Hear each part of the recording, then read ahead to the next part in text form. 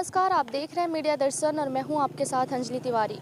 रोहतास जिले से एक बहुत बड़ी खबर प्रकाश में आई है, जहां की जज के घर दिन दहाड़े 3 अपराधियों ने बंदूक के नोक पर 50,000 रुपए और घर से कुछ गहने लेकर लापता हो गए हैं। रोहतास जिले के लिए एक बहुत बड़ी खबर है कि जज जो कि इंसाफ देते हैं न्यायालय में बैठकर, किसी के साथ जब भी कुछ गलत होता है तो सीधे लोग न्यायालय जाते हैं और इंसाफ की गुहार करते हैं। लेकिन न्यायालय में बैठने वाला जब जज के साथ ही कुछ गलत हो जाए तो ये सोचने की बात है कि पूरी जनता गुहार कहाँ लगाएगी और कौन उनके लिए इंसाफ करेगा। अभी मैं बिक्रमगंज कोर्ट परिसर में सिविल जज के आवास के बाहर खड़ी हूं, जहां की चोरी की घटना को अंजाम दिया गया है। घटना का टाइमिंग सुबह 9 बजे था। घर में जज साहब की बीबी और बच्ची मौजूद थी। उन्होंने एक रिश्तेदार का नाम लिया और उन्हें ढूंढने के लिए उनके दरवाजा तक पहुंचे। उनकी वाइफ ने कहा कि वो यहाँ नहीं है। उन्होंने पानी मांगा। वाइफ पानी लाने गई, तब तक वो जबरन उनके घर में घुस गए और हथियार के सहारे उनके घर से कुछ पैसे और गहने लेकर लापता हो गए। सोचने वाली बात है कि रोहतास में, बिहार में, पूरी बिहार की अगर मैं बात करूं तो हर जिला आवास के बाहर होम गार्ड की 5 पुलिस को रखा जाता है।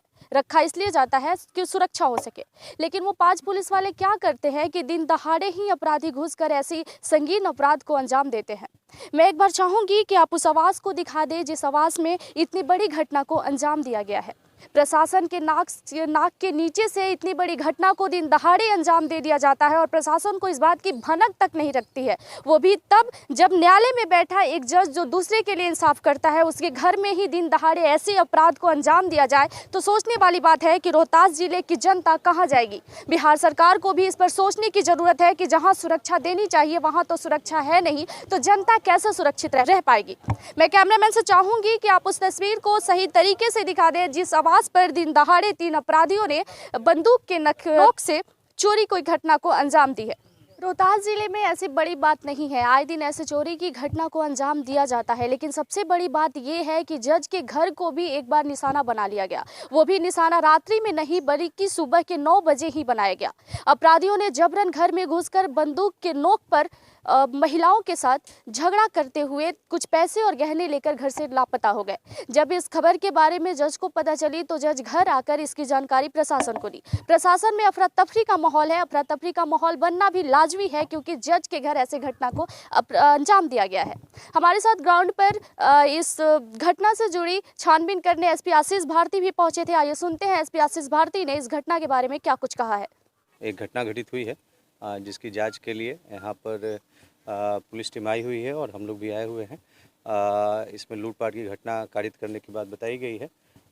उसके जांच के लिए प्रक्रिया प्रारंभ कर दी गई है। एफएसएल की टीम बुलाई गई है, डॉग स्क्वाड की टीम भी बुलाई गई है और हम लोग स्केच आर्टिस्ट को भी बुला करके जो अपराधी हैं उनको चिन्हित करने का प्रयास कर रहे हैं। अभी तक के अनुसंधान में कुछ तथ्य जो सामने आए हैं उसके आलोक में कुछ लोगों को बुला करके पूछताछ किया जा रहा है। जल्द ही इसके संबंध में अग्रतर जानकारी दी जाएगी। सर, दिन दहाड़े इस तरह न्यायालय परिसर के समीप लूट हो जाना इस बात को प्रमाणित करता है कि अपराधी पुलिस के भय में तनिक भी नहीं। आखिर क्यों?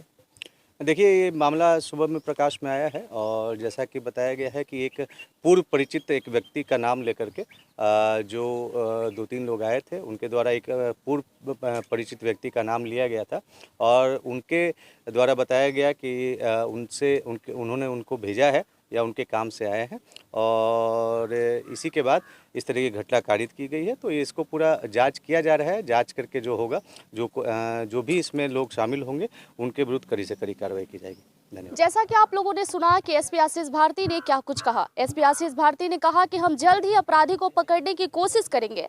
इस केसमैन को बुला के इस केस भी बनवाया जाएगा और चेहरे की पहचान कर अपराधियों को ढूंढने की प्रयास किया जाएगा। खैर, एसपी आशीष भारती ने अपनी बातें तो कह दी, लेकिन रोहतास जिले के लिए ये बहुत बड़ी खबर है और सबके दिलों में दहशत का माहौल है क्योंकि जज ही जब सुरक्षित नहीं है तो जनता को क्या सुरक्षा मिलेगी। जहां की जनता गुहार लगाते हैं, उनके साथ कुछ भी गलत होता है तो वो सीधे न्यायालय की दरवाजा खटखटाते हैं कि हमें इंसाफ मिलेगा। लेकिन अब लगता नहीं है कि बिहार की जनता इतनी सेफ है कि जज भी उनकी इंसाफ कर पाएंगे। अब देखना ये होगा कि बिहार में ऐसी समस्याओं से और ऐसे अपराधियों से कब तक लोगों को छुटकारा मिलता है। धन्यवाद। बाकी के तमाम खबरों के लिए जुड़े रहे हमारे साथ। प्लीज हमारे चैनल को लाइक, सब्सक्राइब एंड शेयर जरूर करें।